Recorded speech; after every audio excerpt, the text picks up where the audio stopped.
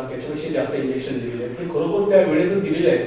की किमान रिचार्ज तरी क्रॉस चेक करणं गरजेचं होतं, पण सगळीकडे ती केलेलंच नाही. म्हणजे त्यांनी कुठल्या आधारावरती केलं? जर डॉक्टर पण भेटले नाही तुम्ही म्हणतायत, जर त्या पगार कोण डॉक्टर आहेत त्यांनाही भेटलेलं नाही, मग हा कुठला आव्हान त्यांचा? ते राजेश म्हात्रे डॉक्टर जे आहेत त्यांनी पूर्ण त्यांना हे दिलेले आहेत. इवन जे पोस्टमॉर्टम आहे ह्या म्हणजे सोनम डोंगरे ताई आहेत त्यांच्या मिस्टरांनी ते आपल्याकडे नाही केलं, ते बाहेर केलेलं आहे. त्याच्यामुळे ते रिपोर्ट तर आपण काही हे करू शकत नाही. म्हणजे आपण केलेले रिपोर्ट त्यांचं म्हणणं होतं की आपल्या इथं जर पोस्टमॉर्टम झालं तर ते काहीतरी आपण त्याच्यात चेंजेस करू शकत होतो, पण हे बाहेरून केलेले आहेत. त्या रिपोर्टमध्ये पूर्ण त्यांच्या पोटात काय गेलं, इंजेक्शनची जी प्रोसेस आहे ती डॉक्टरांकडून समजून घेतली गेली, ज्याच्यामध्ये पहिलं इंजेक्शन जे दिलं जातं ते 8व्या महिन्यामध्ये एकतर प्रीमॅच्युअर डिलिव्हरी नको व्हायला म्हणून दिलं जातं आणि त्यातल्या त्यात बाळाचे लंग्स आहेत त्याचं पूर्ण डेव्हलपमेंट व्हावं म्हणून दिलं जातं.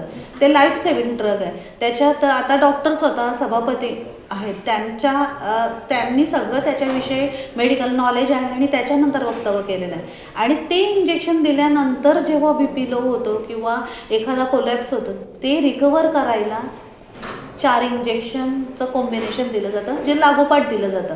मग त्या पद्धतीने ट्रीटमेंट जी झालेली आहे ती पूर्ण प्रोटोकॉलप्रमाणे झालेली आहे. आणि मी आताही बोलते, कुठलाही डॉक्टर आपल्या पेशंटचा जीवावर बेतेल असं करत नाही. त्यांनी पूर्ण प्रयत्न केले की आणि जोपर्यंत वाशी हॉस्पिटलला जरी ते शिफ्ट करत होते तरी आपला पेशंट रिकवर होईल ह्याच भावनेने त्यांनी प्रयत्न केले. मॅडम, सोनम डोंगरेचे हस्बंडचं असं सतत म्हणणं आहे की 3 तास जेव्हा ते ऐरोलीच्या हॉस्पिटलमध्ये होते तेव्हा त्यांना हे सांगत होते की ती रिकवर होते. त्यांची भावना अशी आहे की त्यांना अंधारात ठेवलं गेलं होतं आणि एकदम वाशी हॉस्पिटलला आणल्यावर त्यांना म्हणजे डिटोरिएट होतं असं डिक्लेअर केलं. तर 3 तास तिकडे जी प्रोसेस होत होती, वॉज इट अ डिले? आता ज्या पद्धतीने आता एक डॉक्टर म्हणजे आपले सभापती जे डॉक्टर आहेत स्वतः त्यांनीही त्या बाबतीत चाचपणी केली. त्यांना इंजेक्शन दिल्यानंतर जे इंजेक्शन दिले त्याच्यानंतर तो रिकव्हरी पिरियड तेवढा असतो की त्या वेळेमध्ये ते रिकवर होणे म्हणजे अपेक्षित असतं.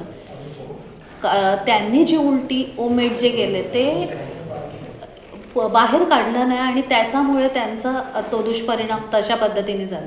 ॲक्च्युली जे मेडिसिन त्यांना रिकव्हरी करू शकत होते ते पूर्णपणे त्यांनी त्या वेळेनुसार दिले गेले, पण हा प्रॉब्लेम होता. आता रिपोर्टमध्ये असं स्पष्ट सांगितलेलं आहे की ते त्यांच्या लंग्समध्ये गेली उलटी आणि त्याच्यामुळे त्यांचे लंग्स म्हणजे डिॲक्टिवेट झाले. आणि त्या जे बोलतो आपण की 0.1% एखाद्याला ते ॲलर्जी होते औषधाची, जी ॲलर्जी नंतर दिसून आली. त्यांच्या थ्रोटमध्ये सूज आलेली दिसली, त्यांच्या लंग्समध्ये आणि परत त्यांच्या हार्टवर ब्लडचे डॉट्स दिसले. म्हणजे ह्या गोष्टी 0.1% असतात आणि त्या त्यांच्या बाबतीत घडल्या. आता सेम पेशंट जे दुसरे होते त्यांच्याबरोबर इंजेक्शन दिले ते रिकवर झाले, त्यांना ओमेट झालं नाही. त्या ट्रीटमेंट जशी त्यांना दिली त्या प्रॉपर रिकवर झाल्या आणि आज त्या स्टेबल होऊन त्यांची डिलिव्हरी पण त्यांना फोर्टिस हॉस्पिटलमध्ये नेलं गेलं. जो समवेअर आपली ॲडमिनिस्ट्रेशन, आपलं सिविक बॉडी लॅप्सेसमध्ये आहे का? म्हणजे हेल्थ गोष्टीमध्ये जर आपण लॅप्सेस करतोय so it's a very big म्हणजे नवी मुंबईसारखं शहर. आपल्याकडे आपण योग्य ते मेडिसिन, चांगले डॉक्टर्स, आपण सगळ्या पद्धतीने चांगली मेडिकल सुविधा आपल्या लोकांना द्यायचा प्रयत्न करतो. आज आपल्या महानगरपालिकेचे हॉस्पिटल पूर्ण क्षमतेपेक्षा जास्त भरलेले आहेत. आता आपल्याकडे स्टाफ कमी आहे, त्याच्यामुळे अतिरिक्त लोड त्यांच्यावर येतो. एखाद्या पेशंटचं सिरियसनेस बघून त्याला त्या पद्धतीने ट्रीट केलं जातं आणि ज्या पद्धतीने त्यांना ट्रीटमेंट दिलेले आहे, दोघींनाही सेम ट्रीटमेंट दिलेली आहे. आता ज्या दुसऱ्या पेशंट रिकवर झाल्या त्यांचे मिस्टर स्वतः फार्मासिस्ट आहेत, ते काम करतात. त्यांनीही सांगितलं की ह्याच्या आधीची माझ्या मिसेसची पहिली डिलिव्हरी इथं झालेली आहे, कशा पद्धतीने चांगलं त्यांनी ट्रीटमेंट दिलं. आणि इव्हन त्यांची बहीण म्हणजे तीही डॉक्टर आहे, तर त्यांनीही सांगितलं की ट्रीटमेंट दिली ती योग्य ट्रीटमेंट दिली आणि त्यांनी उलटी नाही केली. आणि त्यांना ते त्यावेळी त्यांनी जे सोनम डोंगरे आहेत त्यांनी उलटी केली, त्याच्यामुळे तो प्रॉब्लेम झालेला आहे.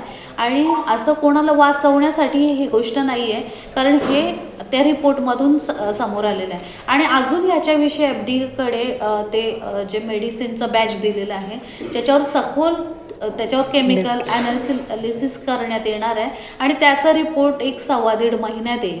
आणि त्याच्यानंतर ते ज्या पद्धतीने आजचा रिपोर्ट सभागृहासमोर आला तसाच तोही रिपोर्ट दिला. मॅम, तुम्ही सतत बोललात की आपल्याकडे स्टाफ कमी आहे, तर मेडिकल स्टाफ भरण्यासाठी अशी काही तुम्ही ऑलरेडी प्रोसेस स्टार्ट केलेली आहे का किंवा करणार आहे का? नाही, नक्कीच आपण मेडिकल स्टाफ भरण्यासाठी सगळी आपली प्रोसेस सुरू आहे. जे डॉक्टर आपले कॉन्ट्रॅक्ट बेसिसवर आहेत त्यांचं कॉन्ट्रॅक्ट आपण एक्सटेंड करतोय आणि इव्हन डॉक्टर्स, नवीन MBBS डॉक्टर्स किंवा जे नर्सिंग स्टाफ तेही भरण्याचा आपला म्हणजे सुरू आहे त्यासाठी संदर्भात वेगवेगळे. आणि आपण रिपोर्टचा आधार देतात, मात्र विरोधक म्हणतात की सत्ताधारी कुठेतरी पांघरून घालण्याचा प्रयत्न करतात, तर या आरोपाला तुम्ही काय? आता जो रिपोर्ट डॉक्टरांनी वाचला, इंग्लिशमध्ये वाचल्यानंतर आयुक्तांनी ते मराठीमध्ये ट्रान्सलेट केलं आणि तेव्हा विरोधकांपैकी एकही जण बोलला नाही असं की म्हणजे हे रिपोर्ट चुकीचं आहे. आता त्याच्यानंतर ते असं बोलतात तर कुठेतरी मला त्यांचे मनसेने आरोप केला. आता मनसेचं बोलाल तर त्यांचे जरा विचार वेगळेच आहेत आणि ते काय नवीन नवीन शोध लावतील ते आता आपल्याला समजेल, कारण रिपोर्ट तर त्या डॉक्टरांनी नाही बनवले. ॲक्च्युली आम्ही तर हे पण सजेस्ट केलेलं की जी कमिटी आहे, जी आपण कमिटी फॉर्म केलं त्यांना आपण सभागृहात बोलून त्यांच्या तोंडून हे रिपोर्ट वाचायला द्यावे.